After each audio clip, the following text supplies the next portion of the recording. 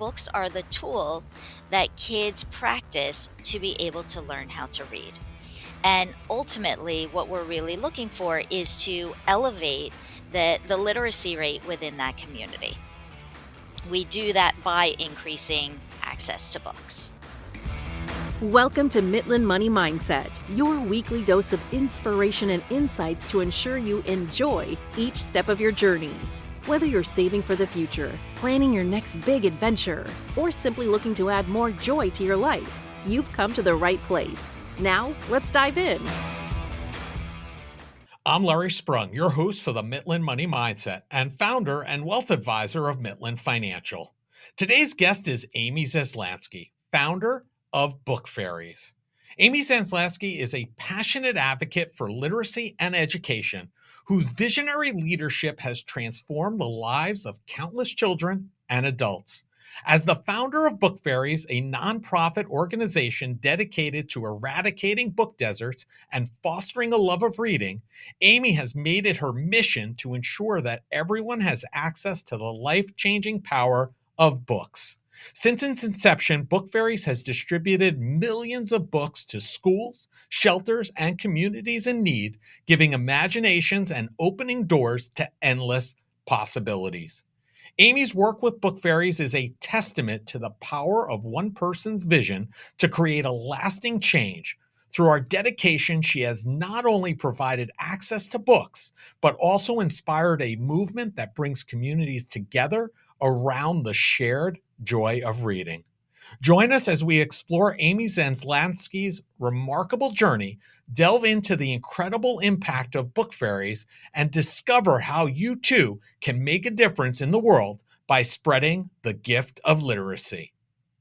Well, I have the pleasure today of being with Amy Zaslansky, the founder of Book Fairies. I'm really excited to share with you today about Amy's story and, more importantly, what Book Fairies is all about. And welcome to the show, Amy. Oh, thank you so much for having me. I always love talking about book fairies.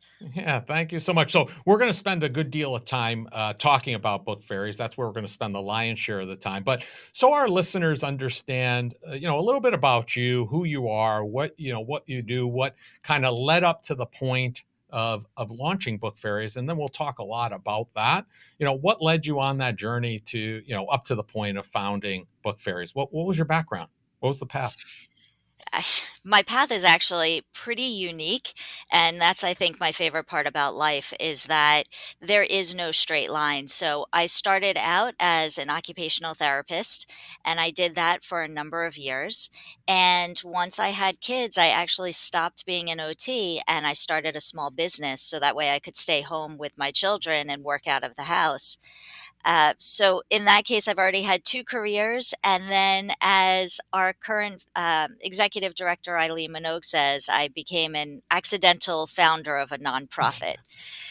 So who I am, I'm an innovator, a change maker. I'm somebody who is active in the community. I don't like to stand still. And that's how Book Fairies actually came to be, is just I had this time, I saw a hole that needed to be filled and jumped into the next profession.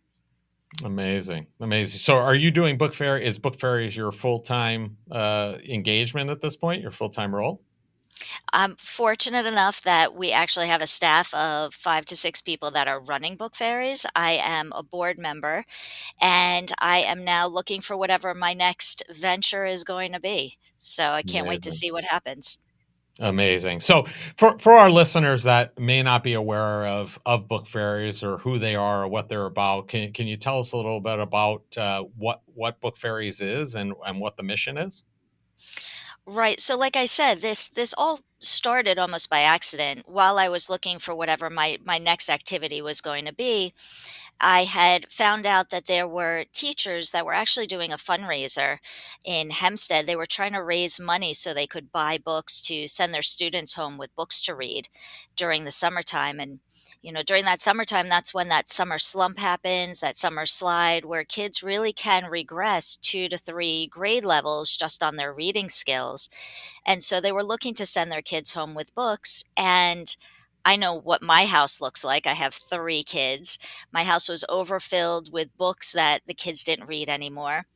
Same with all of my friends. And I said, gosh, they could use that money in such a better avenue if I just collected all the books that we don't need anymore, that our children outgrew, and we just paid it forward and donated it to the Hempstead area. And lo and behold, I did a book drive in Belmore, and all of a sudden we had over 3,000 books pouring into my garage. I was able to give the teachers several hundred books, and now I needed to figure out what to do with the rest of the books. So, Book Fairies is really a very simple model that there are people that have books they don't need anymore, and yet, right on Long Island in the 5 boroughs, there are communities that are in desperate need of these reading materials. Right. So, I mean, is it just that simple that now Book Fairies looks to help collect more of these books so that you can then distribute them to other schools, other organizations, areas of need? Is that really the impetus behind it? It is. That's as basic as it is. So what we do is we ask schools, organizations, corporations, religious affiliations. People will do book drives for us, just like Mitlin Financial is doing. We take all those books, we check them for age and condition before they go back out to under resourced communities. And when I say communities, we really try to blanket all of these towns um, across all areas where people are. So, whether that is their schools, community centers, homeless shelters, correctional facilities, we're in grocery stores, barber shops. We just want to make sure that kids have access to the books that they need to start raising their literacy levels. And if I'm a teacher or a school administrator or anybody who feels like there's a need, is that something that they can reach out to you and request, or is that something that you guys scour, look for, and then target to bring your books to those locations? Well, at this point, we donate out about 50,000 books a month. We'll hit the target of 700,000 books this year donated out, but we're really trying to get to that million mark of books donated. As long as there are teachers or nonprofits that are serving people in need, they can reach out to Book Fairies and request books. For us, it's so much more not just about filling up bookshelves, but making sure that the books that we're giving are really high quality books that kids want to read, that will engage them and get them excited about reading. We have the teachers, nonprofits can request books from us it by the box, but we have such a fantastic opportunity that once a month we open up our book bank, which is located in Freeport on Long Island, and teachers and nonprofits will come in and shop for as many books as they need to meet their kids' school needs, home library needs, and any of the community needs. Amazing. One of the things you talked about is, trying to get books into socioeconomic areas that, may not be as robust as others. You mentioned the whole idea even about, kids who are not in those areas over the summertime kind of regressing a little bit over the summer months, and I think that we've seen you or heard you say about a person's reading ability can help determine their socioeconomic status. It can really help or hinder, and that's a very powerful statement. How can we help impact that? The I guess this is how Book Fairies has really just taken hold, because it's just about getting books into people's hands. So, what we know is that when children have access to about 20 books in their homes, it can help get them an additional 3 years more schooling than a child coming from a bookless home. And what's important about that is that really it mitigates any of the differences that's coming from a parent's educational level. So, our whole understanding is that it's all about increasing book access. Now, is it just about the books? No, of course not. Books are the tool that kids practice to be able to learn how to read. And ultimately, what we're really looking for is to elevate the literacy rate within that community. We do that by increasing access to books. Yeah. I listen, I will tell you in full disclosure, I was never a reader as a kid or growing up, but in my adult years, I read quite often. Read and or now listen. Things are a little bit different in the car and whatnot, but I do at least probably between 1 to 2 books a month. And I feel like I missed out for a lot of years because for whatever reason, I wasn't a reader because I didn't think I enjoyed it. But once I found things that I enjoyed reading, then I was like, I was hooked. I started going down that path and I've been a consistent reader ever since. So I think that's also part of that process is right having a variety in those homes and engaging the kids in a way that meets them where they are. That's something that they're going to be interested in to kind of continue down that path, right? It is, and it's so much broader. So many times people think about reading and it's, I'm reading a book. And what book are you reading? And let's make sure that kids are reading books. But reading is so much larger than that. I laugh because my husband says he doesn't read. He's not a big reader. And I looked at him and I said, "But you read the newspaper every single day.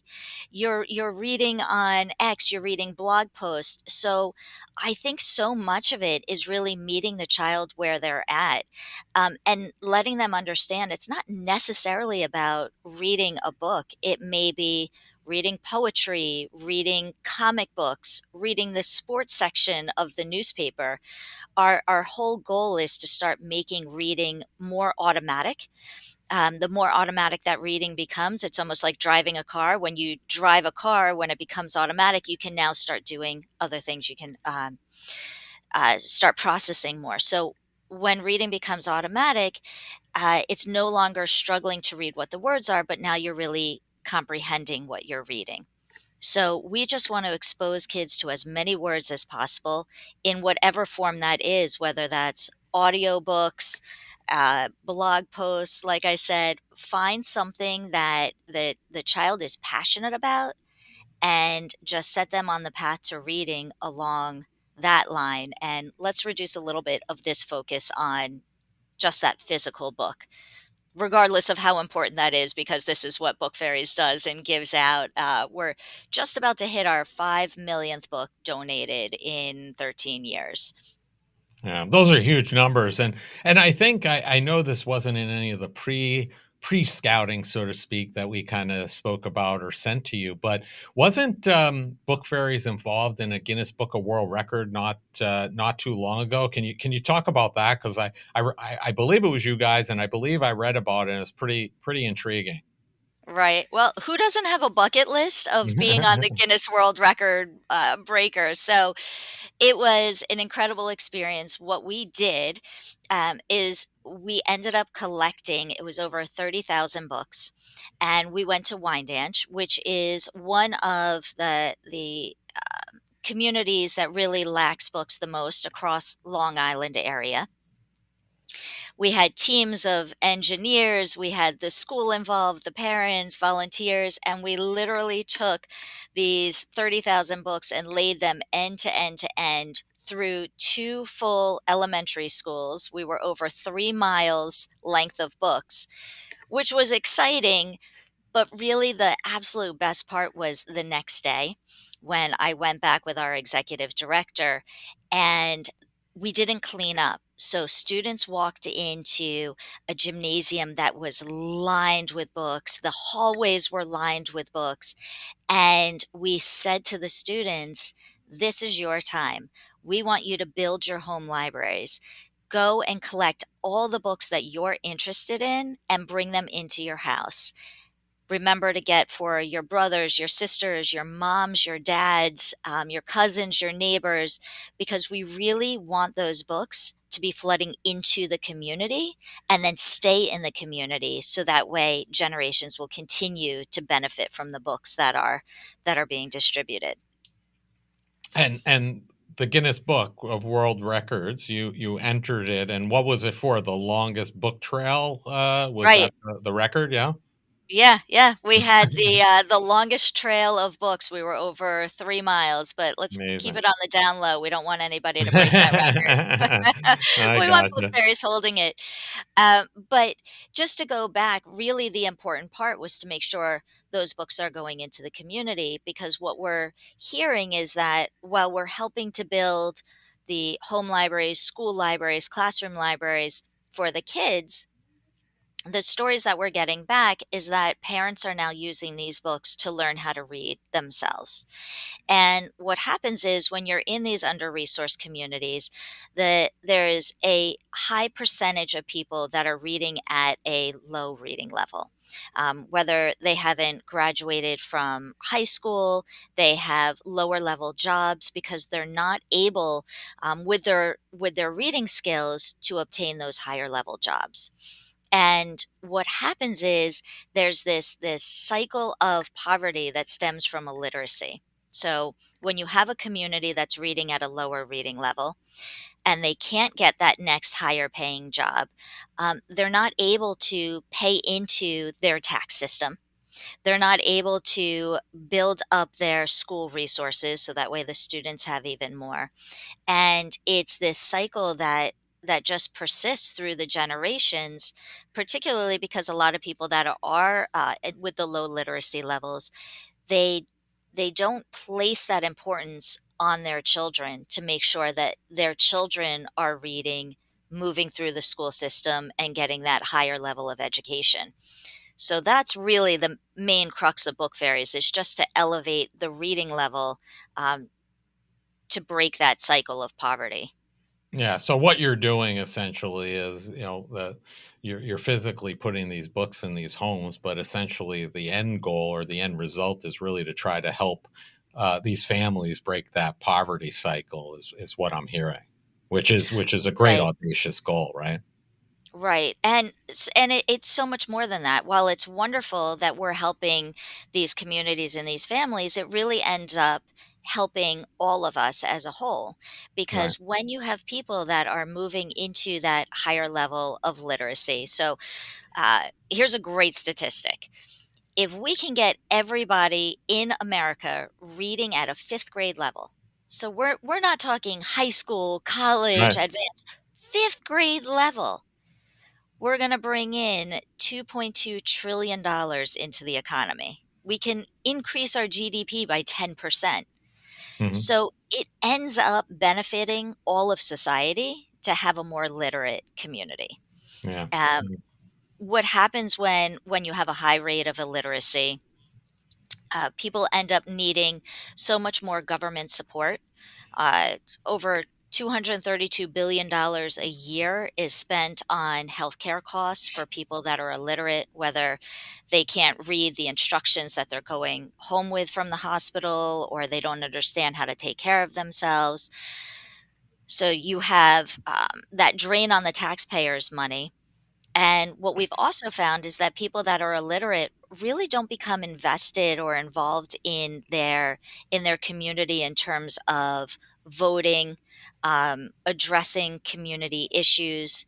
And once we see those literacy rates rise, they really take a much more invested approach to build up their own community. Sure. A lot of pride there. So, I think that, I was kind of taken back, and I'm sure many listeners to the show would be taken back also to learn that, what we talked about, that there are many children out there that literally have no books in their home, no access to books.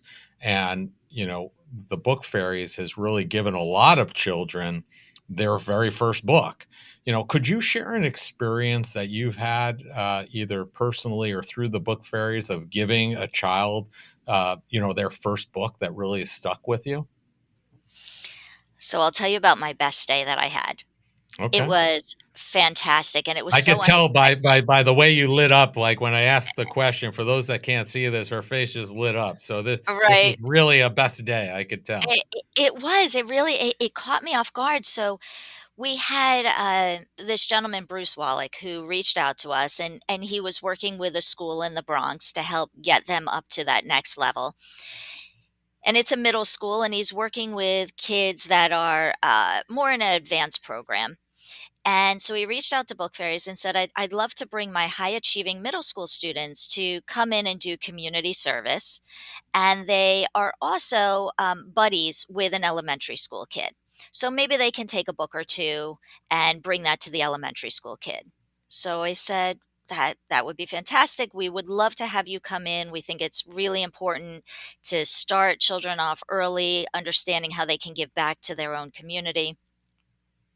So we had this group of kids come in, and the great thing is here they are sorting books, and books have this way of bringing people together. It brings back memories. I remember when my mom read this book, or I remember reading Captain Underpants to with my friends. So we hear all of them chattering, and we at Book Fairies gave all of the students bags. And we said, as you're sorting for other students across Long Island and the five boroughs, we want you to take for the children that you're going to be mentoring and start building their home libraries. And when you're done with that, we want you to take for you, and we want you to build your own home libraries. And again, don't forget about your parents. Give them gifts and bring them books.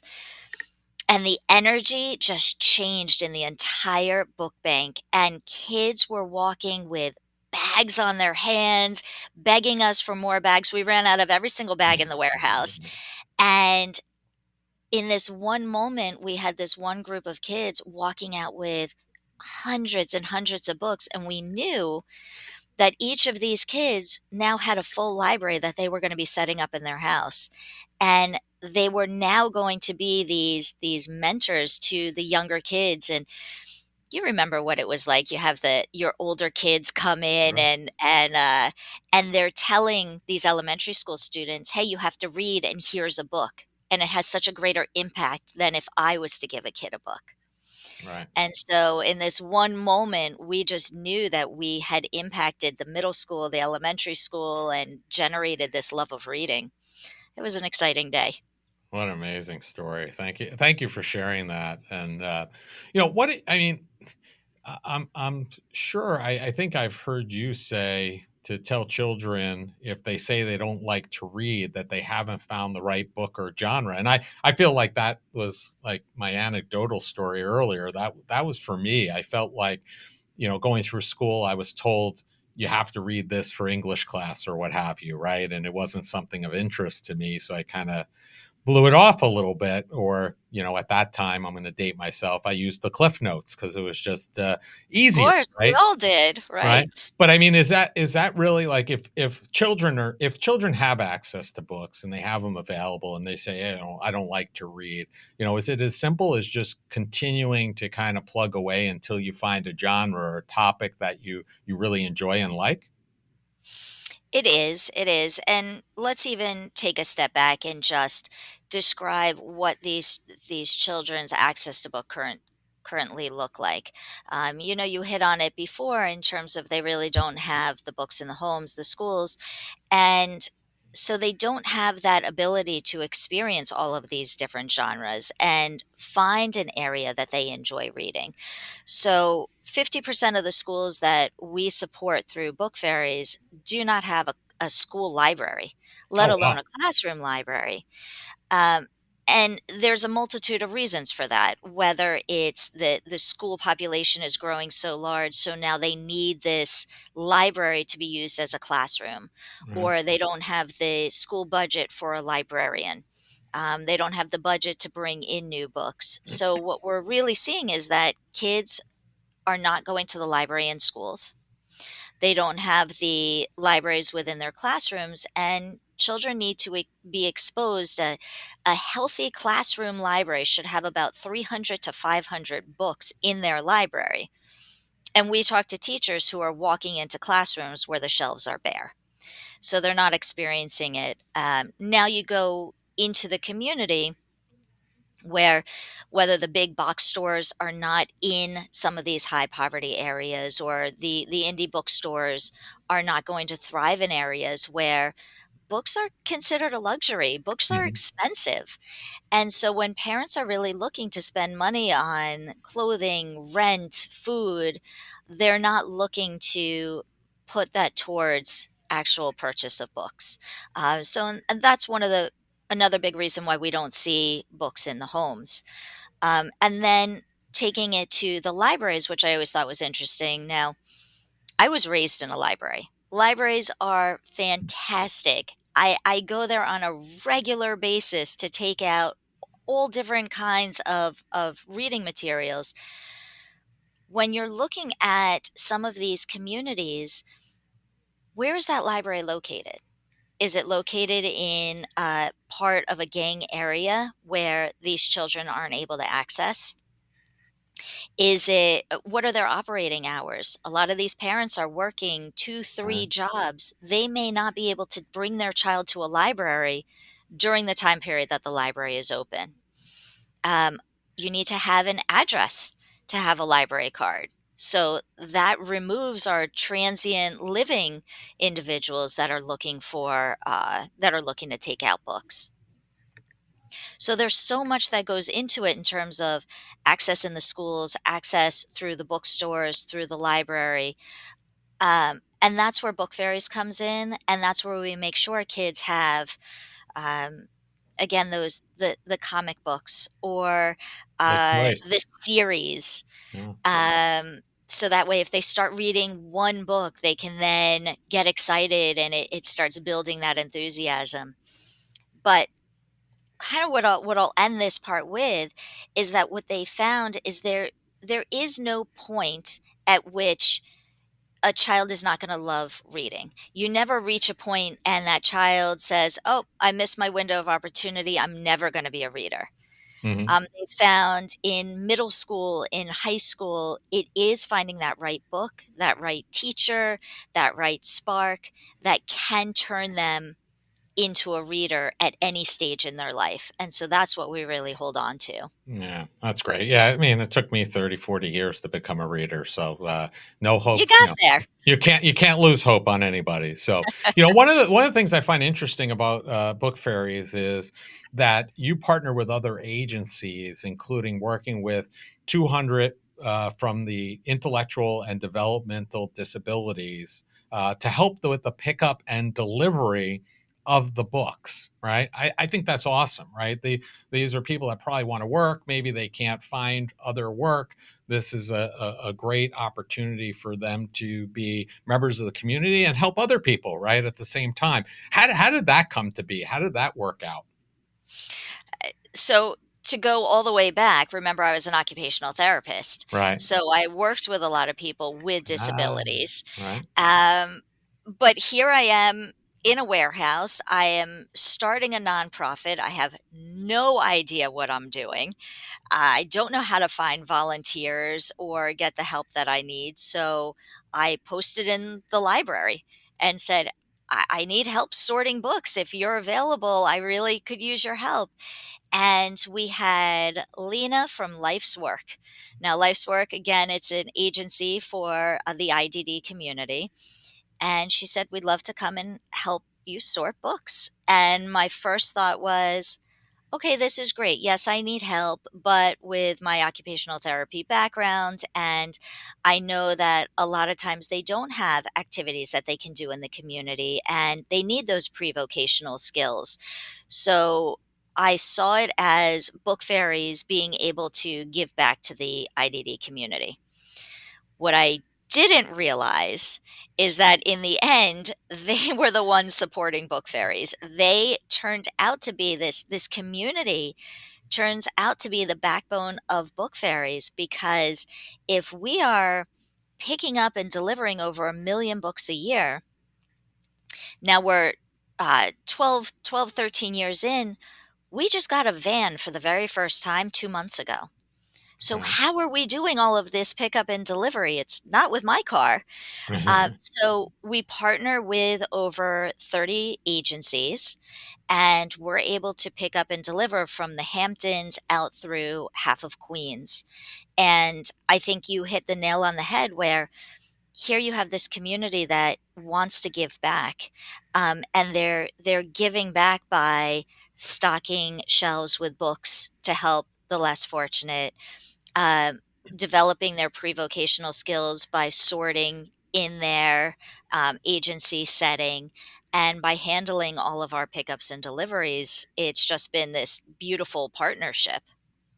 Yeah, I think it's amazing. It's awesome. I love that. And one of the things when we learned about book fairies, one of our core values here at Mitlin Financial is being charitable. And as I was mentioning to you, basically we wanted to do something charitable as a firm this year. So we had each of our stakeholders kind of come up with an idea. We put it on a multi-sided dice. We rolled the dice, and Book Fairies was the winner. So, Mitlin is honored to be hosting a book drive from October 7th. 2024 to December 4th, 2024. And basically, this event's going to allow people from the community, people that families that we serve, to drop off gently used books in our office or select to ship directly to Book Fairies via Amazon's wish list through the charity function, and we're super excited. So if you're listening to this and you're within listening distance, feel free to drop off those books between October 7th and December 4th. We'll be collecting them. If you're not, you could always go on to the Book Fairies via the charity Amazon wish list and donate directly to them. We're really excited. If other companies, organizations want to get involved and take a similar approach to what we're doing here at Mitlin, how can they host a book drive like we are? Right, it's super easy. So if you go on to bookfairies.org and you'll see a top tab that says donate, you can click on that and it'll take you to a section that says host a book drive. Uh, you just ask everybody within your community, within your circle of influence, to bring all the books that they don't need anymore, pack them up, and then we can pick up the books from you as long as there's 5 or more boxes. So we just appreciate companies like Mitlin Financial who really understand what it means to give back to the community where they're working and where their employees are living and working. Um, we have a number of corporations that will come into the book bank and they'll do a day of service where they're sorting, and it's that team building, good spirit corporate give back that the employees really love. So we always love any way that people want to be involved with Book Fairies, whether it's doing a book drive, volunteering with us, lending any professional skills. It's all just to bring the community together to increase book access and increase those literacy rates. Yeah, great stuff. And we'll be promoting this everywhere. Our book drive from that October 7th through December 4th. We're really excited to be a part of this and be involved with getting you as many books as we possibly can. So I appreciate that. And, we've talked a lot about, things that bring us joy. You talked about the situation where that joyful day that you had where with that middle school class and helping them become mentors and helping get books into so many homes. And we're all about joy on the Mitlin Money Mindset. So the final question that we ask each of our guests is always, what did you do today that brought you joy and put you in the right mindset for success? Does being on the podcast count?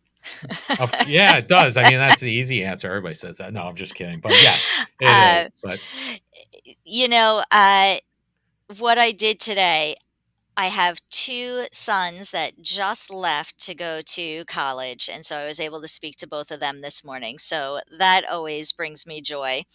And if I can pass on to your listeners who are readers or aspiring readers, if you read, you can actually increase your lifespan by up to 2 years. You can even Awesome. read for 6 minutes, you decrease your stress level by 60%.